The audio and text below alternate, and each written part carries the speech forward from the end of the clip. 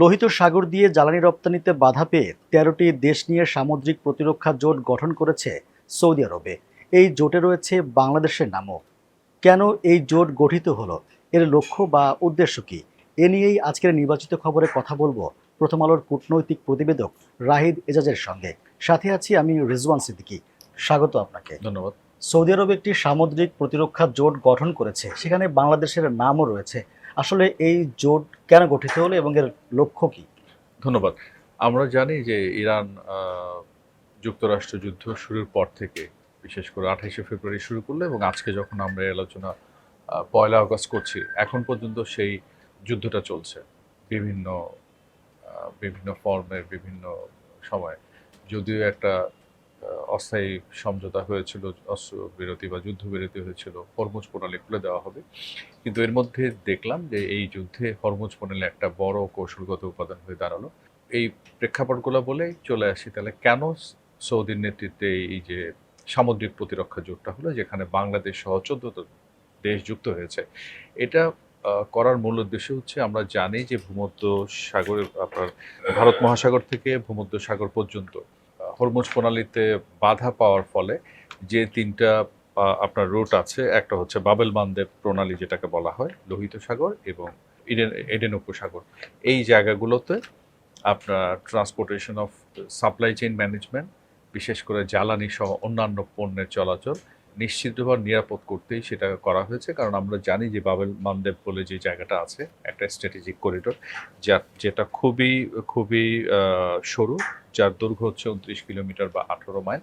তো এই বাবেল মানদেবটা আবার হচ্ছে হুতি বিদ্রোহীদের দখলে বা কর্তৃত্বে আছে। তো সেই জায়গাতে জ্বালানির পরিবহন এবং বৈশ্বিক যে পণ্য পরিবহন, সেই জিনিসটাকে নিরাপদ এবং নিশ্চিত করার জন্যই এই জোটটি করা হয়েছে। যেই জোটে আমরা জানি গত বৃহস্পতিবার রিয়াদে একটা বৈঠক হয়েছিল হাইব্রিড ফরম্যাটে। তার মানে সশরীরে অনেকে গিয়েছেন, আবার কেউ কেউ ভিডিও লিঙ্কের মাধ্যমে যুক্ত হয়েছেন। সেখানে জোটের লক্ষ্য উদ্দেশ্য এগুলো নিয়ে কথাবার্তা হয়েছে। তো যে দেশগুলো প্রাথমিকভাবে যোগ দেওয়ার সিদ্ধান্ত নিয়েছে, বাংলাদেশও তার মধ্যে অন্যতম।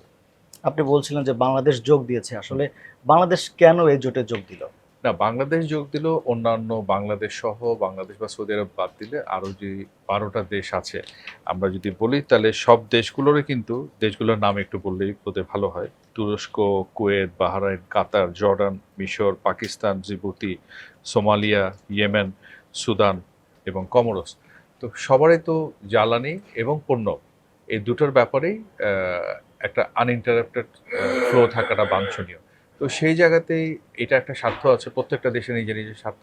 এবং সৌদি আরব, তুরস্ক, কাতার এভাবে যদি দেখি, এই দেশগুলোর মূলত তো সৌদি আরবের নেতৃত্ব হলো, তুরস্ক একটা বড় ভূমিকা রাখছে এখানে। তো সেই জায়গায় সে সম্পর্ক, স্বার্থ সব মিলিয়ে এখানে বাংলাদেশ যুক্ত হয়েছে। আপনি ১৪টি দেশের কথা বলেছিলেন, আসলে কতটি দেশকে আহ্বান জানানো হয়েছে?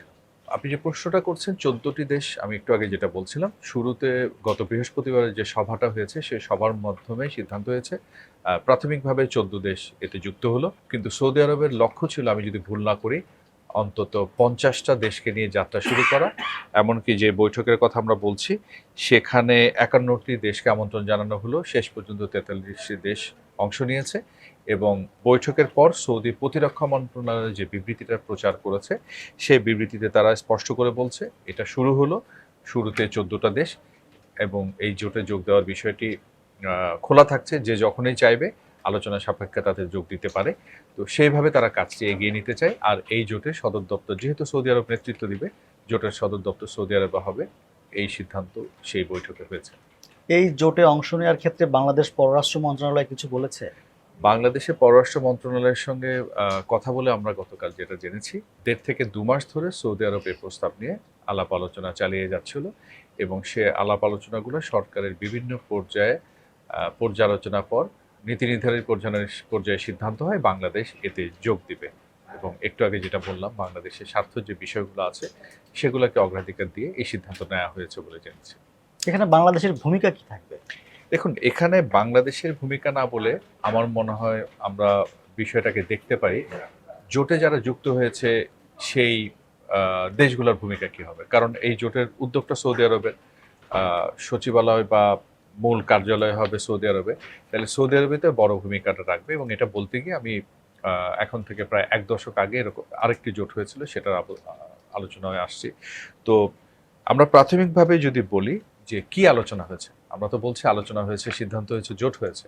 তো এ ধরনের জোট হতে হলে কি কি হয়, যেটা তাদের সৌদি প্রতিরক্ষা মন্ত্রণালয় জানাচ্ছে, এই সামুদ্রিক প্রতিরক্ষা জোটের একটা খসড়া সনদ, সনদ মানে কি একটা সাংগঠনিক কাঠামো বা সংস্থা যখন হবে, তার একটা সনদ বা আমরা যেটা বলি একটা অর্গানাইজেশনের কনস্টিটিউশন, সেটা নিয়ে তারা আলোচনা করেছে।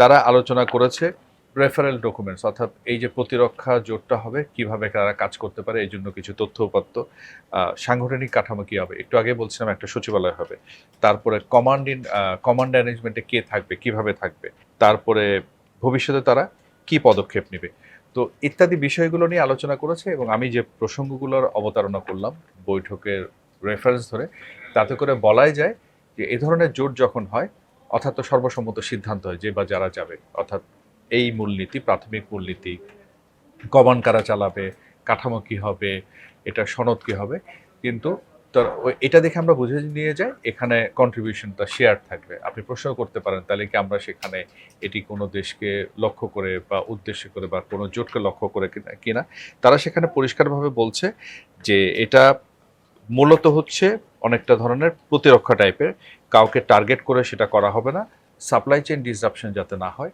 এবং এনার্জি ট্রান্সপোর্টেশন যাতে স্মুথলি হয়, সেজন্য সুরক্ষা দেওয়ার জন্যই তারা সে কাজটা করবে। এবং এটাই হচ্ছে প্রাথমিকভাবে, এবং প্রাথমিক এই জন্যই বলছি ১৩টা দেশ নিয়ে শুরু হয়েছে, সেদিন বৈঠকও হয়েছে, ফিজিক্যাল এবং হাইব্রিড ২ মোডের প্রেজেন্স ছিল, এবং এটা একটা ইভলভিং প্রসেস, যে এটা ঘোষণা দেওয়া হয়েছে ঠিকই, কারণ আমরা যখন আজকে আলোচনা করছি আমরা মিশরে দেখেছি আবার হুতিরা ড্রোন দিয়ে হামলা চালিয়েছে। তো এই অবস্থায় মধ্যপ্রাচ্যর ইরান যুক্তরাষ্ট্র সংকটটা যেভাবে ইভলভিং অবস্থায় আছে, তাতে এখনই সবকিছু চূড়ান্ত হয়ে গেছে, এটা ভাবার কোনো অবকাশ নেই। এখানে আমি একটু জানতে চাই যে বাংলাদেশের নিরপেক্ষ পররাষ্ট্রনীতির ক্ষেত্রে কোনো ঝুঁকি বাড়াবে কিনা? এই মুহূর্তে যে অবস্থা মধ্যপ্রাচ্যে চলছে, বিশেষ করে ইরান যুক্তরাষ্ট্র যুদ্ধ কারণেই তো পরিস্থিতি তৈরি হয়েছে, তাতে করে একটা আশঙ্কা তৈরি হইতেই পারে স্বাভাবিকভাবে। কারণ এটা কেন করেছে, এটা অবশ্যই তো আমরা জানি হুতিদের বিরুদ্ধে সৌদি আরব সেই 2014-15 থেকে হামলা চালাচ্ছে, এবং হুতি বিদ্রোহীরা সৌদি আরবের সাথে লড়াই করছে বিভিন্ন সময় ধরে, আবার হুতিরা ইরানের সাথে যুক্ত।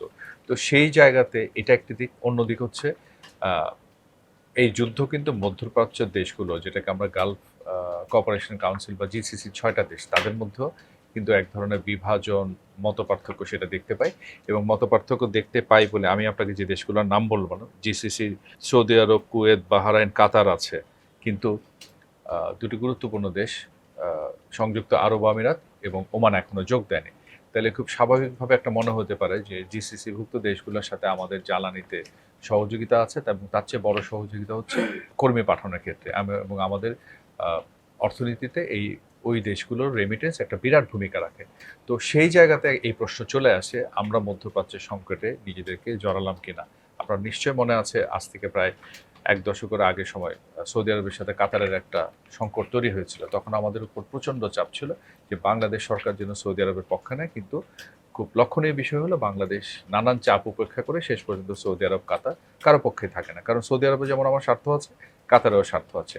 তো সেই জায়গায় মধ্যপ্রাচ্যের খুব সংঘাতপূর্ণ পরিস্থিতির প্রেক্ষিতে একটা আশঙ্কা তৈরি হয় এটাতে যুক্ত হলো কিনা, এবং এই ধরনের একটা সিদ্ধান্ত যেটাতে জাতীয় স্বার্থে নিয়েছে বলে সরকারের পক্ষ থেকে বলা হচ্ছে, সেটা নিয়ে আরও চুলচেরা বিশ্লেষণ করে আলোচনার সুযোগ আছে কিনা। কারণ এখনই এই পর্যন্ত যেই কাঠামো নিয়ে তারা কথা বলছে, তাতে কিন্তু এটা সামরিক হামলা হবে, কাউকে টার্গেট করবে, এটা সুযোগ নেই। এটার মূলত আপাতত তারা বলছে যে আপনার সাপ্লাই চেইন ডিসরাপশনটা যাতে সেফলি করা যায় সেটা তারা এনশিওর করবে, তার মানে তারা কাউকে লক্ষ্যবস্তুতে কেন্দ্র করবে না। তো সেদিক থেকে হলে জিনিসটা ভালো, কিন্তু তারপরে বাংলাদেশ কতটা যুক্ত হবে, কিভাবে এই যে শেয়ার্ড কন্ট্রিবিউশনের কথাটা বলা হচ্ছে, এখানে কি করবে, এই জিনিসগুলো নিয়ে বোধহয় আরও চুলচেরা বিশ্লেষণের প্রয়োজন রয়েছে। এই সামুদ্রিক প্রতিরক্ষা জোটে যোগ দেয়া না দেওয়ার ক্ষেত্রে সৌদি আরব বা ইরানের সঙ্গে সম্পর্কের কোনো অবনতি ঘটবে কিনা?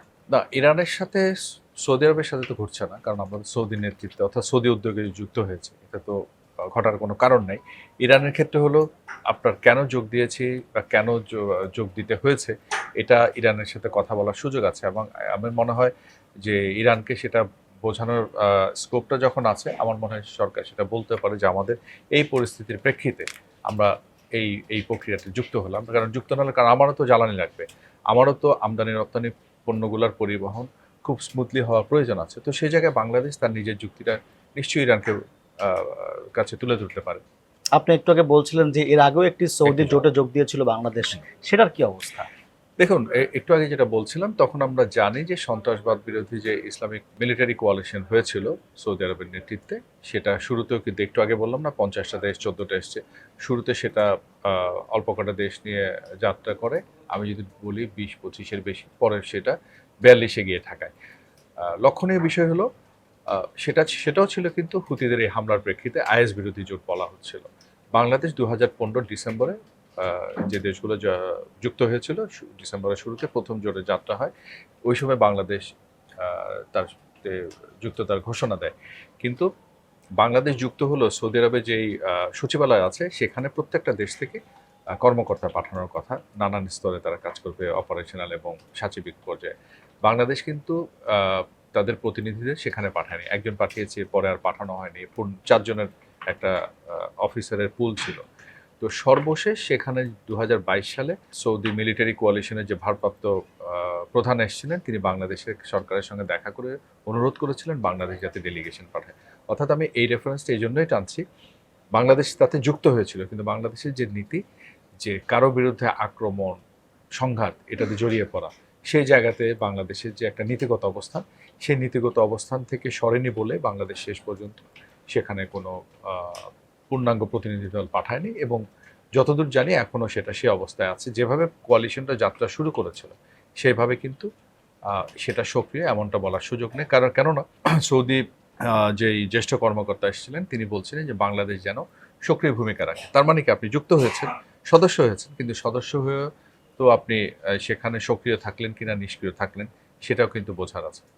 আলোচনায় অংশ নেওয়ার জন্য আপনাকে অসংখ্য ধন্যবাদ। আপনাকে ধন্যবাদ। দেশ বিদেশের গুরুত্বপূর্ণ ঘটনার বিশ্লেষণ ও সর্বশেষ খবর জানতে প্রথম আলোর সঙ্গেই থাকুন।